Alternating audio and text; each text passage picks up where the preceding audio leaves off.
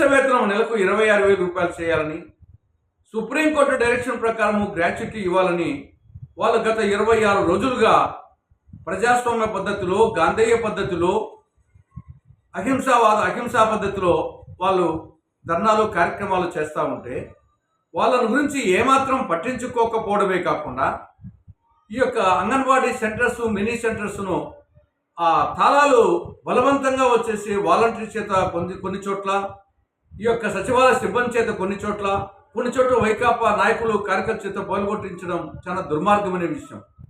ఇంతటితో ఆగకుండా ఈరోజు అంగన్వాడీ వర్కర్స్, హెల్పర్స్ మీద ఎస్మా ప్రయోగిస్తూ జీవో 2 జారీ చేయడం అనేది చాలా దుర్మార్గమైనటువంటి చర్య.